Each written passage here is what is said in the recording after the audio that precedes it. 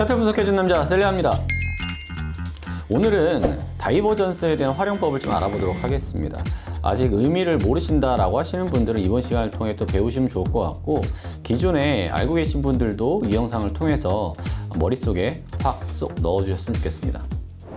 우선 다이버전스라고 하는 건 무엇이냐면, 주가가 흘러갈 때 이제 보조지표들을 좀 많이 보시잖아요. 근데 보조지표와 주가 간에 불균형이 생긴 걸 의미를 합니다. 예를 들면 주가가 올라가면 이제 RSI나 뭐 이평선이나 기타 이제 MACD도 같이 올라가고, 또 고점이 내려오면 같이 내려오는 모양새를 보여줘야 되는데, 이런 것을 잘 맞는 것을 이제 컨버전스라고 하고요. 이제 고점 올라가는데 고점이 내려가고 있어. 뭔가 이상한데 잘 안 맞아요. 이거 뭔가 이상한 거 아닌가요? 이런 형태를 보통 다이버전스라고 합니다. 근데 이 다이버전스가 중요한 것은 뭐냐면, 다이버전스의 저점을 기준으로 해서 추세가 전환될 가능성이 굉장히 높기 때문에 그렇습니다. 형태는 상승 다이버전스와 하락 다이버전스 두 가지가 있는데요. 형태를 좀 한번 살펴보도록 하겠습니다.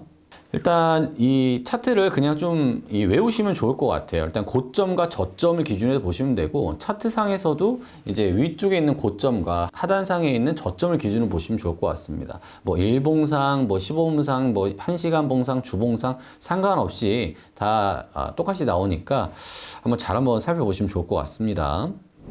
자, 일반적으로 이제 상승 다이버전스에서 좀 먼저 알아볼게요. 일단 위에 있는 것은 이제 주가고요. 아래에 있는 것은 이제 지표인데, 지표는 뭐 RSI가 됐던, 뭐 MAC가 됐던, 뭐 거래량이 됐던, 많은 것들을 이용할 수 있으니까, 저는 보통 이 세 가지들을 이용을 하는데, 다른 뭐 스토캐스틱이나 이런 것들도 많이 이용을 합니다. 그러니까 참고로도 알아주셨으면 좋을 것 같아요. 자, 일반적으로 이제 상승 다이버전스 좀 알아보도록 하겠습니다.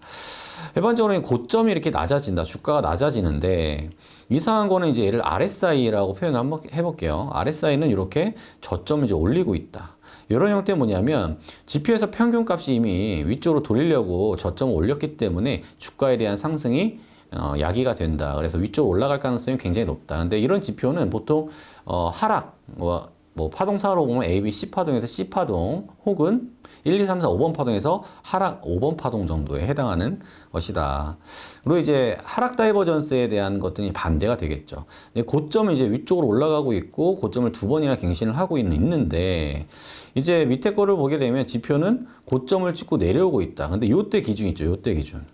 요때 기준으로 해서 이게 저점이 확실히 낮아지고 있는데 이건 왜 내려갈까? 이럴 경우에는 빨리 여기서 익절을 끊어내셔야 됩니다. 왜냐하면 추가적으로 이제 여기가 고점이야, 이제 지속적으로 계속 내려올 거야 라는 신호를 보내주는 이제 일반적인 하락 다이버전스다. 가장 기본적인 거다. 그래서 여러분들이 주로 보셔야 될 것들은 지금 이 상승 다이버전스의 이제 일반형과 이렇게 하락 다이버전스 일반형을 좀 주로 보시고, 기준을 좀 머릿속에 좀 잡아 두셔야 됩니다. 요것들을 머릿속에 잡아 두시고, 다른 파생되는 것들을 좀 보셔야 됩니다. 이걸 머릿속에 또 꼭 넣어 주셔야 돼요. 일단 지표가 따라가는 방향대로 이렇게 간다. 이렇게 일단 머릿속에 좀 넣어 두시고, 다른 파생되는 패턴을 좀 보시길 바랍니다. 자, 그러면 이런 경우도 있어요. 가장 많이 나오는 경우에 두 번째로 좀 많이 나오는 경우가 있는데, 쌍바닥을 이렇게 쳤습니다. 이게 쌍바닥을 이렇게 쳐고 저점이 동일해요. 저점은 동일한데 밑에 있는 지표를 보니까 저점에서 이제 올라온 위치에 있습니다. 그러니까 이때 기준으로 해서 이렇게 보게 되면 이상하다. 분명히 지표는 쌍바닥인데, 아니 주가는 쌍바닥인데 지표는 지금 저점을 올리고 있어요. 이런 경우에는 지표에 따라서 위쪽으로 올라갈 수 있는 다이버전스가 만들어졌다 라고 보고 매수 타점으로 잡는 경우가 많습니다. 그래서 요 경우에도 비일비재하게 나오는 경우이기 때문에 많이 알아두셔야 된다. 또 하락 다이버전스의 대표적인 예는 반대가 되겠죠. 위쪽으로 이제 쌍봉을 그리고 있습니다. 쌍봉을 그리고 있는데, 주가가 쌍봉을 그리고 있을 때 밑에 있는 보조지표는 고점이 내려오고 있어요. 이런 경우에는 하락을 예고하기 때문에 이때 기준으로 해서 가지고 계신 물량을 모두 매도하시는 게 가장 올바른 대응법이다라고 할 수가 있겠죠. 그리고 이제 변형된 게 하나 있습니다. 변형된 것은 이제 히든 패턴이라고 하는데, 이 히든 패턴은 좀 신기합니다. 분명히 주가가 이제 저점을 이제 들어 올리면서 나는 이제 올라갈 거야 라고는 하고는 있지만, 밑에 지표를 보니까 저점이 내려오고 있어요.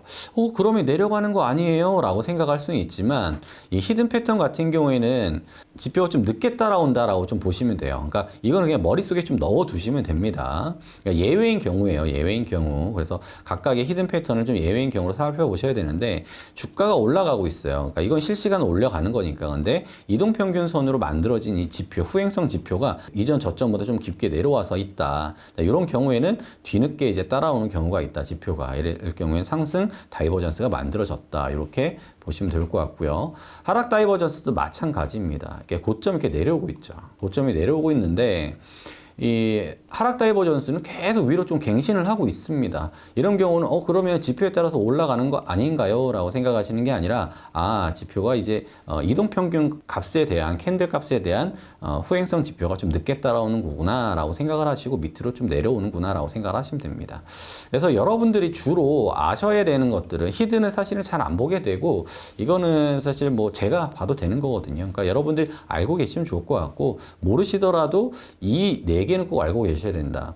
상승 다이버전스 중에 이렇게 안 맞는 상승 다이버전스 일반형 그리고 이렇게 과장형 이렇게 알고 계시면 좋을 것 같고 하락 다이버전스 중에서도 이렇게 일반형과 이렇게 과장형인 하락 다이버전스를 좀 알고 계시면 좋을 것 같습니다. 그럼 실제 차트에서 어떻게 진행이 되는지 한번 찾아보도록 하겠습니다. 오늘 영상 도움이 되었다면 구독과 좋아요 부탁드리겠습니다. 감사합니다.